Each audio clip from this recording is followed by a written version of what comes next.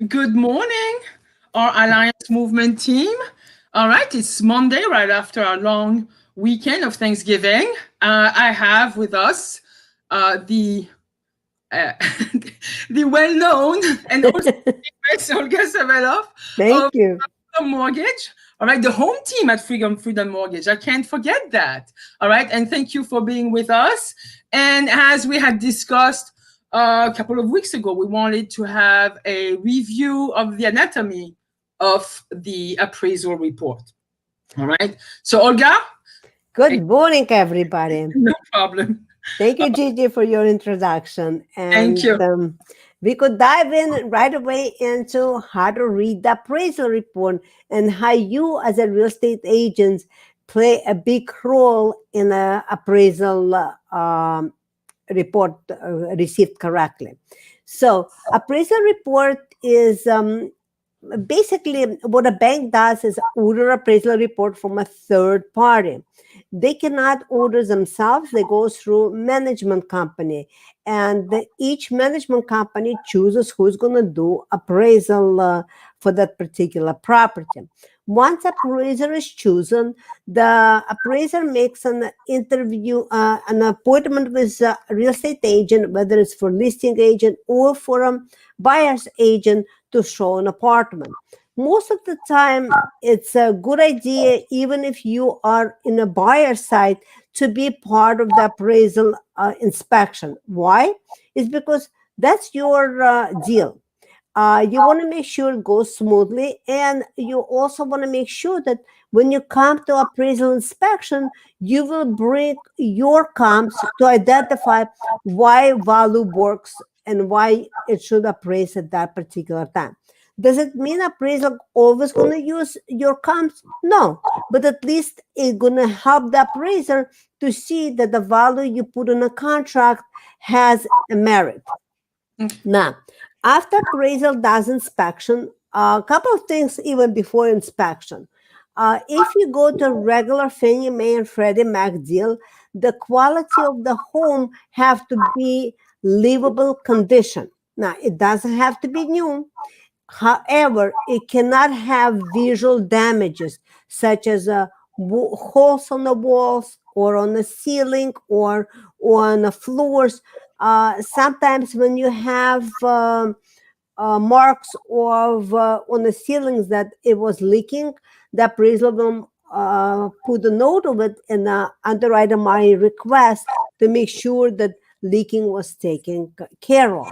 So before you have inspection done, evaluate the apartment yourself to make sure that there is no paint peeling or visual damages. If So there are you would recommend for the owners to actually fix certain things before we fix get the their homes. visual damages, because if they don't fix, an appraiser goes into the property, they're going to notate it, and then underwriter will request it be fixed, and then the appraiser have to go back to confirm it was fixed. Now, sometimes on a contract, and then it will be at extra cost to the borrower. Sometimes on a contract, it states that sort of things needs to be fixed. If it's livable condition, but it doesn't require for the bank to fix it, or we would need a letter from a borrower stating that it was fixed to their satisfaction, signed and dated by both parties, by borrowers and by the sellers. Now, if there is no notation on a contract and nothing have to be fixed, after inspection, appraiser, if it's a co-op, they will require a co-op questionnaire, and then they're going to complete the report. Usually it So takes. I'm gonna cut you off. I had the big question because a lot of the contracts we have in New York are in as is condition, right? Correct. Like somebody is going to say, yeah, it says as is. So why would the seller do any fixing up if the contract states as is, right? Correct. The But roof is not leaking, the appliances are working, right? if it's everything is working and visually it's no damages, then we are okay with that. But if it's visually damages, where you have holes on the walls or you have on the ceilings or on the floors, even though it says as is, the bank will not finance it because then it's not, we're using property as a collateral.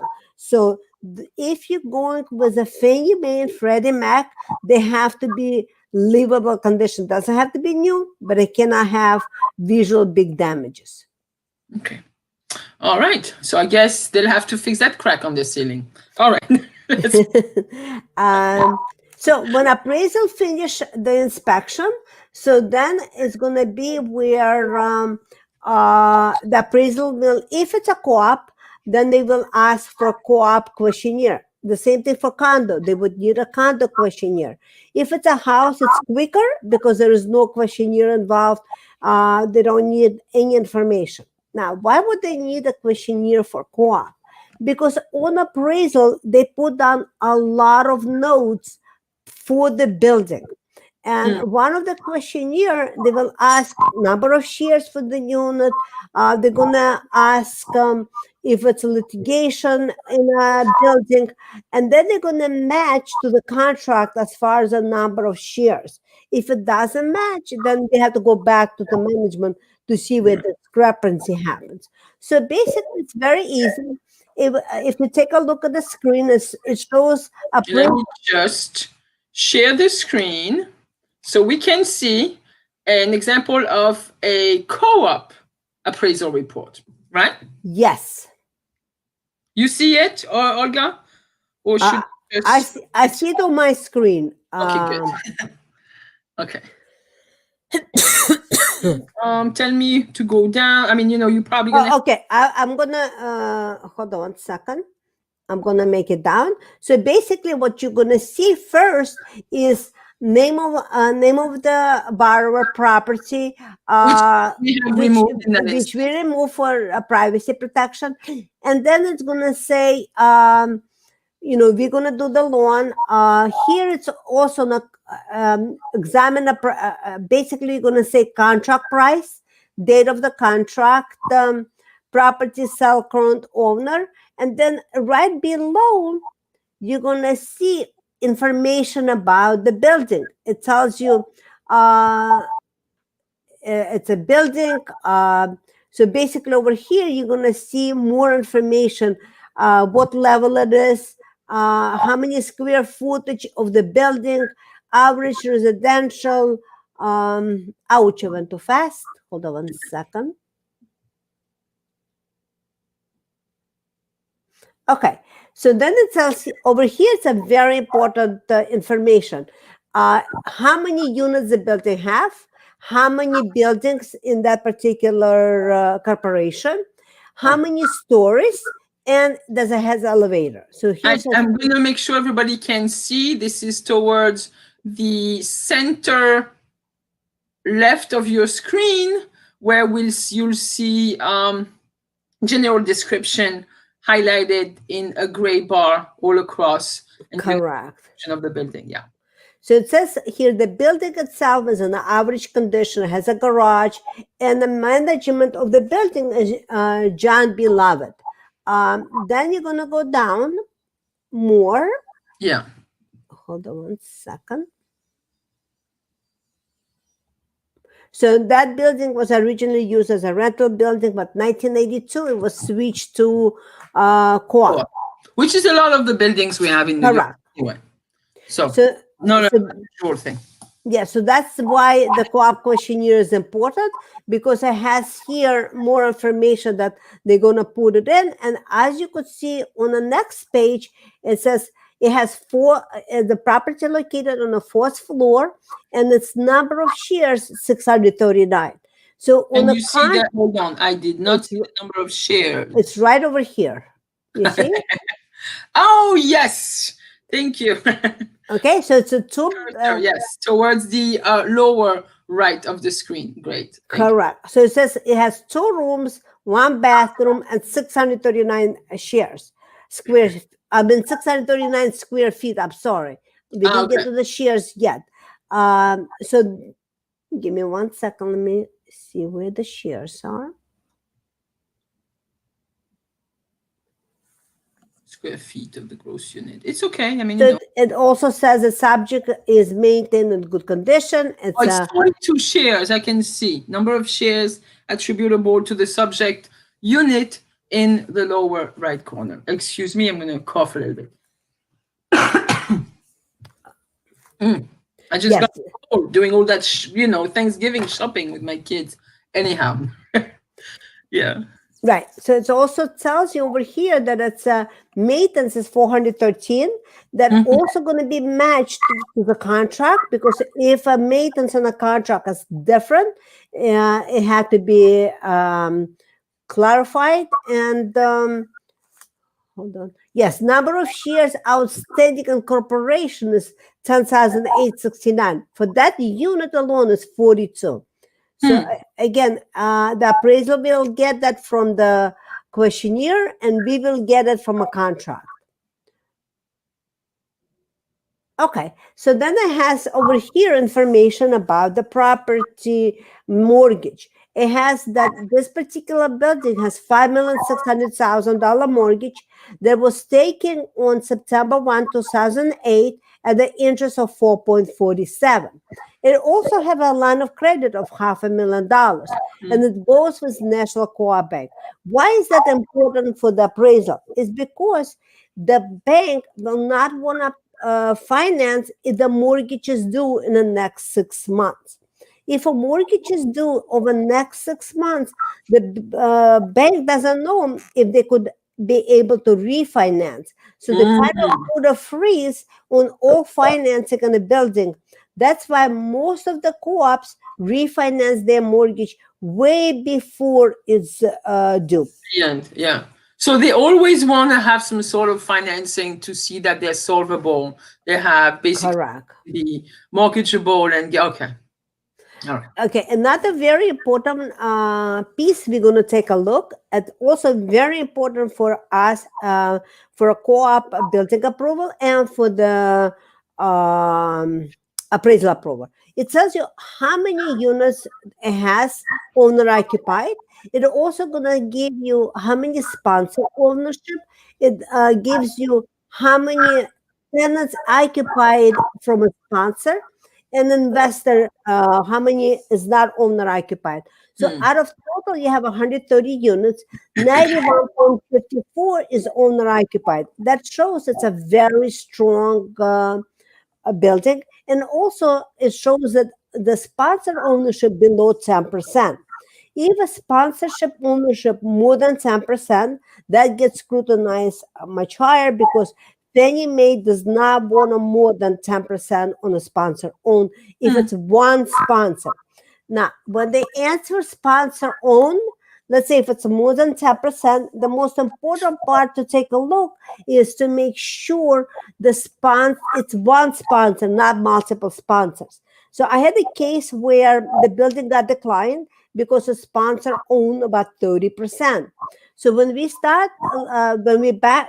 went back to the management regarding questionnaire, they did not specify that it was three different sponsor owned 30%. So then they corrected the questionnaire, but it's very important to challenge them, because if the questionnaire is not done correctly, the bank will make a wrong decision. So Hmm. we gotta know our buildings as well. I was able to sell some sponsor units where the sponsor still had at least 25% ownership. It also depends. If a Right. sponsor have units that guarantee the rent, then they'll look at it differently. So Ah, when okay. a sponsor own more than 10%, they do a whole different check to make sure that for the bank it's not a big risk. Now, why does a bank cares if a sponsor own more than 10%? Only because if the sponsor becomes financially difficulty to pay the maintenance, it could create a financial burden for the building. So they are very careful to protect themselves to make sure that the building could be easily financeable and not have any problems if a sponsor doesn't pay for the maintenance. Now, the next page will, what will happen on the next page, it will give you the comps as a comparable to your current property that you own. Give me 1 second. I'm going to show you a little bit bigger screen. I think we're good. I just You don't good? want to. Yeah. Okay. I'm just afraid So, we will go over. so it's going to show our current property as a subject property sold for $230,000, which is $359 per square feet. Right next to it, and they're gonna make sure that they get at least one comp from the same building. Why is it important? Because they want to make sure in the building first they're gonna put a more value to what's selling in the building versus to what's selling in a half an hour radius. So in that particular building, it was sold $225,000. But then we got to take a look for any adjustments. Give me 1 second.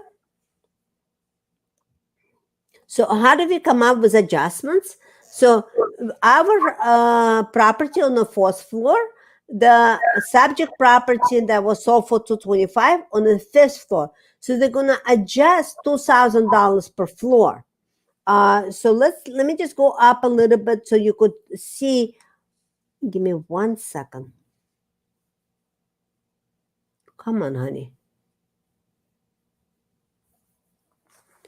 My system lost a mouse. Hold on 1 second. Okay, so I just want to show you that when the comps were pulled, the appraisal says he wants to see anything that sold from 158 to 388,000. It's a large spread. So they gave a big range. So they chose 3 properties: comp 1, comp 2, and comp 3. Comp 1 was sold for 225. Comp 2 was sold for 210, and comp 3 was sold for 250. Now let's take a look what would be the net of the calculation. So on a comp 1, we're going to adjust minus 2,000 because our subject property is on the fourth floor and comp 1 on the fifth floor. On a comp 2, we're going to adjust up by 6,000 because comp 2 is on the first floor. And a comp 3, we're going to adjust 4,000 because it's on the sixth floor. Every floor, the appraisal gave $2,000 an adjustment. Then we're going to adjust for the size of the property. On comp 2, the size of the property slightly, the maintenance is slightly higher. So we're going to adjust for that. And comp 3 also the maintenance is higher. And as you could see, such a big adjustment for the cost of the maintenance. Then you're going to take a look at the adjusting for doormat on the comp 3 for 5,000.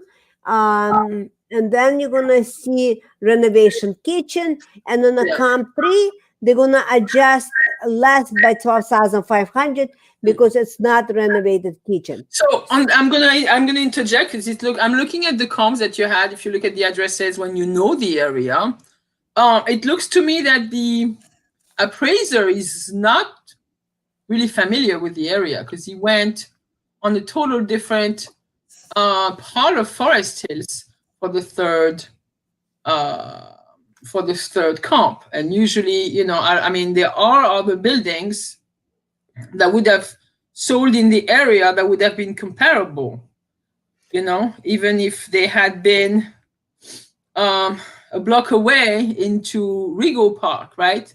But not even a block away, like half a block away, or even in Forest Hills, but different street. And I'm like a little bit surprised that he went all the way out to find a comp in a dormant building. Right, but the comp worked and the appraisal worked. Okay. So when it does work, we don't really fight it. Okay. Because now it shows that the first comparable after all adjustment would have appraised at 223. The second one would be appraised at 254 because so over here the total adjustments is 44,000, And on the third comparison, net would have been 240. So it really worked. So let's go down. Again, just appraisals are a personal opinion, so let's not fight it. Correct.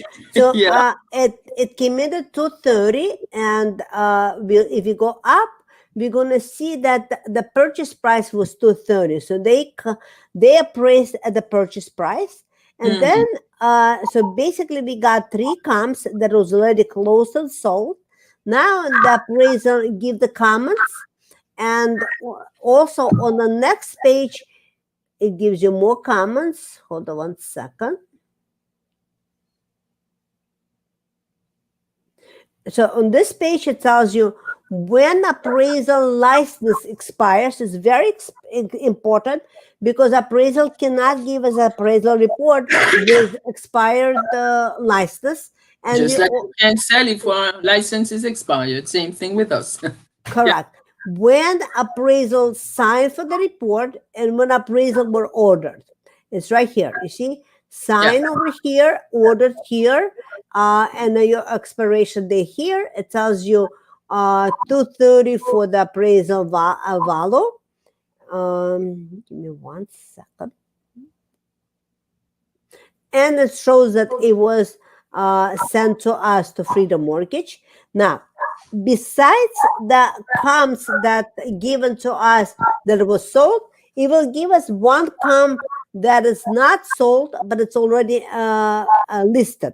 Okay. So that particular comp will come up at 231 after all adjustment. And let's take a look at adjustment. So it was listed for 230. Because it's listed not sold, we're going to reduce by 7,000. It's on the 7th floor. We're going to reduce by 6,000. The monthly maintenance is 552 versus 413. So we're going to add 5,000. Okay. And then the square footage is smaller, so we're going to add another 9,000. So total adjustment is only 1,000, so 231. So it still shows that even though property address is not, even though it's not sold, if once it does sell, it will be on the same value. Okay. Okay. So now, then they give you more information about the property. They write up the report. They sign the report, and then they give a very nice floor plan. Yeah, floor plan, right? It has it shows where you walk in. Here's where you walk in. Then you have a foyer, and it gives you square footage. It has a living room, full bath, and the kitchen. And over here it tells you how many square feet of the whole apartment. So it's all 441. Then it shows where the comps were taken. So it kind of show you, here's your comparable 4, comparable 3, here's our subject property, and it kind of lay out the whole where we are, so on the map. So it's much easier to see that it isn't a half a year radius. And what they did is on the subject property, they did both. They did one side and the other side of Queens Boulevard. So this way there will be no question of the value. Then it gives you pictures. It shows you subject property compared to all your comparables. So that's a rear window subject property, that the street address, and then it gives you kitchen. Usually they do kitchen, living room, and bedroom, but it looks like it's a studio. So that's your living room and bedroom, and then the entrance. You could see the entrance from living room to the kitchen. It's a cozy little apartment. Here's your entrance for the building. For the apartment. Mm-hmm. And a bathroom. Again, now it shows, okay, comparable 1 was sold for 225. Comparable 2 was 210. Comparable 3 to 50, but after adjustment, they all made sense. And comparable 4, it didn't sell, but listed for 230. They didn't do more comparables because it was enough to list. And then appraisal will give you their license. Then they have to give you insurance because they all have to be insured.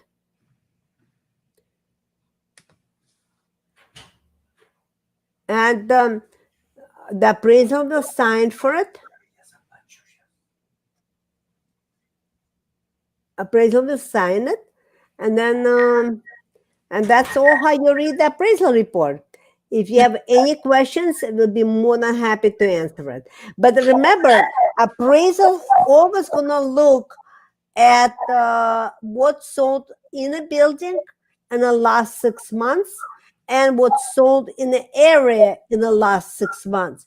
And it's like up to a mile away for residential. Yeah, half a mile away. Half a mile away. Okay.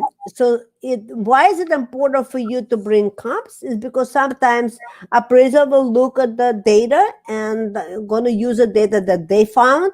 If you have better data, it's always good to share. All right. So Patrick has a question. It's related to appraisal, but he said, would you recommend asking sellers to do an appraisal before marketing a property if they do not agree with the proposed sales price? Yes and no. Okay. Because the appraisal, if a seller will do the appraisal before, they have to pay for it. And the problem is the banks might not agree with the appraiser that they privately hired. Now remember, for co-op, our bank will do we will do based on the purchase price, not based on appraised value, only on the co-op. As long as a appraised value, loan to value to appraisal is no more than 95%. Mm-hmm. And for a residential appraisal, they would use same thing, comparison with different properties, and they also would I think they also use the maybe the cost approach, and they just reevaluating up and down value of the house. The house is the same thing. They're going to do exactly the same way, except it's not going to have a lot of information about the co-op.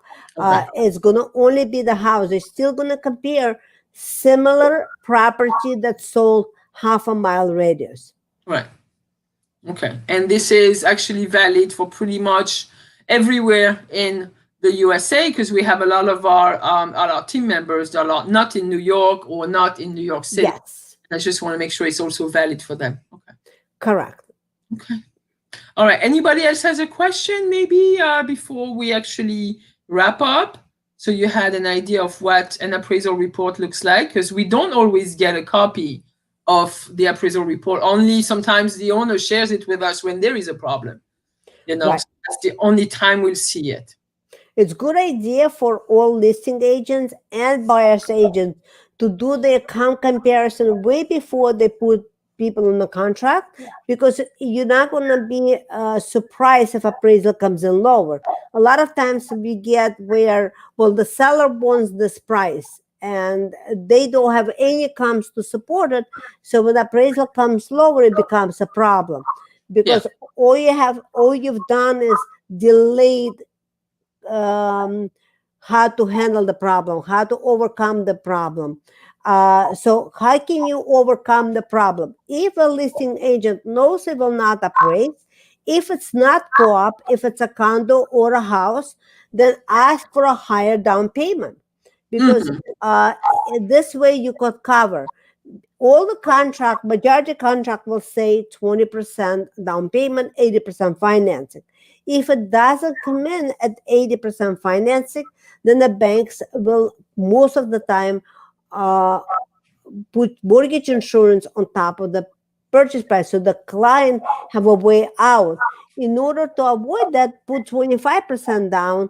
This way you have a co-op, because in a lot of residential throughout all the counties in New York, not everybody puts 20%.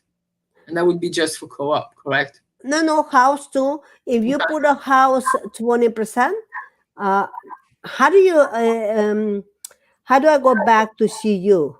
Okay, here How we do go. you go? You seeing me? Here you go. Oh, here we go. Yes. So so basically on a house you could put 20% down and you're still going to be protected. If you put 10% down, you're going to be protected. Anything 20% or lower, you're going to be protected. But if you put 25%, most of the contract doesn't have appraisal contingency, has a only bank contingency. So the bank will always give you 20% down with 80% loan to value. Okay. So that's one way to protect it. The other way, so if you are on a buyer side, you have to explain to the buyer, listen, they accepted your offer, but it might not appraise. If the seller is not willing to negotiate after appraisal comes in, are you willing to put more down? So this way you have the conversation way before that. Okay, yeah. Melody just mentioned that she would use actually RPR, which is Realtor Property Resource, which is a program that we have access to as part of One Key MLS. And it actually covers every single piece of property in the United States. So that's a really good tool. All right, so it's NAR RPR, National Association of Realtor. Realtor property resource. That's what it is, and we have access to it through our MLS. All right. So I guess no one has additional questions. Thank you for the review. It didn't have to be a long training. I do appreciate. And guys, let's put our head together and see what you guys want to discuss next training. Next training would be middle of December. And I don't know. What do you propose, Olga? Would it be interesting for them to read tax returns? Different type of tax returns? We could do different type of tax returns. We could do in general how to read the tax returns. Yeah. You tell me. I'm not prepared. It would be good because especially with people that are 1099 or even corporations purchasing things, a lot of people don't have probably misconceptions on what the net income is, and maybe we could do this. So it would be December 14, I believe. Yeah, I think so. It's gonna be December 14 at 11 o'clock. All right, let's do that. Thank you again, Olga. Thank you for giving opportunity Thank you guys. Do not hesitate. Sorry, just a little bit of a cold, not a coronavirus. I'm fine. I can actually post your phone number. Olga, you want to actually yes, please say it for me? It's 917 854 4657. 4657. So this is Olga Savelov. Save love. Save love. Yes. From Freedom Mortgage. Thank you again. And I guess we'll see you in a couple of weeks. You Bye. got it. Thanks. Enjoy. Thank you. Bye. Bye. I'm sending this and we're good to go.